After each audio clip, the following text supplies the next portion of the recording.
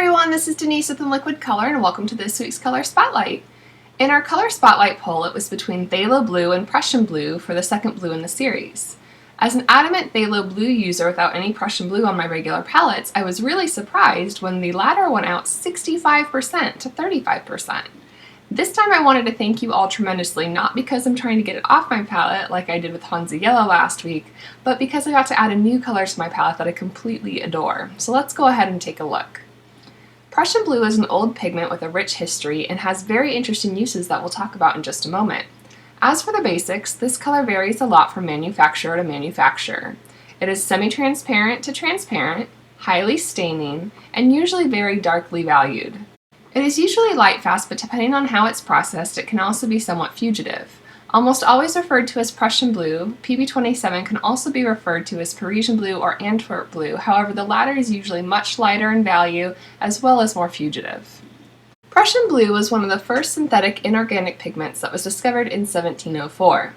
It was much more light fast than the indigo dyes, Tyrian purple, and smalt that was used at that time, and vastly less expensive than the original ultramarine that was made from lapis lazuli that we learned about in our ultramarine spotlight.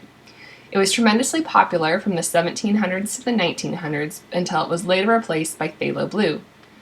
The earliest work known to be painted using this color was the Entombment of Christ in 1709, and other famous paintings prominently using this color include The Great Wave by Hokusai and Starry Night by Van Gogh. The pigment PB27 is easily made, inexpensive, non-toxic, and intensely colored, which has attracted many applications over the years. It is of course used in painting supplies, but is also used in dyes, inks, laundry bluing, by machinists and tool makers for spotting metal surfaces, in analytical chemistry, and even in medicine. Pharmaceutical-grade Prussian Blue has qualities that make it effective for treating certain heavy metal poisoning. It was notably used for cleanup efforts following the GOUACHE incident in Brazil in 1987, which is noted as one of the world's worst nuclear disasters. It's also used by pathologists to detect iron in biopsy samples. I had no idea that it had all these uses. In watercolor, Prussian Blue has a large drying shift, becoming much lighter and less saturated as it dries. Since this is a new color for me, I don't have a large variety of brands to show you, but I do have Imgram, Schminke, Mission Gold, and two handmade Prussian Blue pigments, Wood Nymph Blue by Pfeiffer Art Supply and Prussian Blue Luxe by Redwood Willow. Redwood Willows is the most intense version of this color that I have, however there's no pigment information available that I could find, so I'm not sure if it's purely PB27 or if there's something else added to it.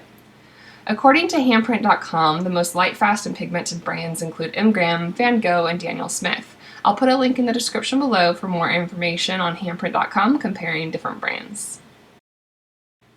Prussian Blue's mixing complements are Paranun Orange and Venetian Red. I don't have the former, but we'll take a look at Venetian Red and some other mixes with Prussian Blue. Mixed with HANSA Yellow Deep, Prussian Blue creates a wide range of earthy greens, which in the mid-range are comparable to sap green. I'll add a swatch of sap green to this color chart for the freeze frame at the end of the mixing section of this video so that you can compare it. Mixed with a little quinacridone burnt orange, it creates a lovely deep teal, and when more orange is added, it forms a cool brown. Mixed with its complement of Venetian Red, it creates a wide range of soft neutral grays. And finally, mixed with quinacridone rose, it creates a wide range of vivid purples and red violets. Some of these shades are comparable to Rose of Ultramarine, but with less granulation than Ultramarine provides. I'll add a swatch of the Rose of Ultramarine at the end of the freeze frame as well for your comparison.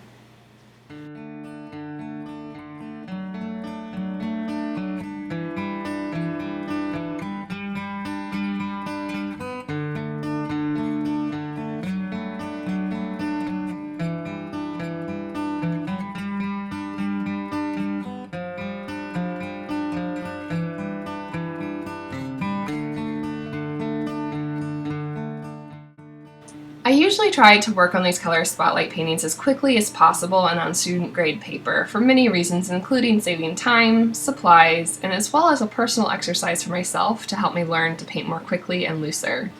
However, this color inspired an idea that I wanted to take a bit longer on. I also received some of the 300-pound Arches cold press paper for Christmas, and I normally work on 140-pound, so I've been hesitant to use these very precious 10 sheets of paper. However, the heavy wash I had planned in the background of this painting would definitely benefit from the higher quality paper, so I gave it a shot. I do want to do a full watercolor paper review / tutorial soon, but in the meantime, I'll let you know that this paper is very sturdy. It's important to note that it absorbs a lot more water, and even my thirstiest brushes had a hard time keeping up with the demand. It does stay damper longer, which gives you more time to work on fine-tuning areas, but of course you'll have to wait longer in between washes for the paper to fully dry.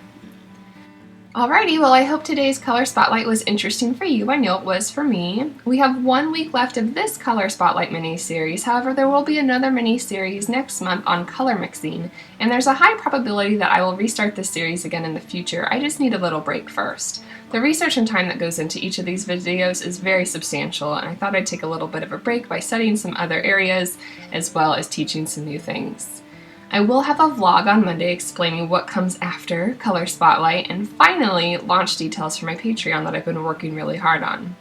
If you like what you saw today, please be sure to like and subscribe to the channel, and for my subscribers, make sure to hit that little bell by the subscribe button if you'd like to be notified when my videos are uploaded on Wednesdays and Fridays, and often Mondays at 7 a.m. Pacific Time. As always, thank you so much for watching, and I will see you next time.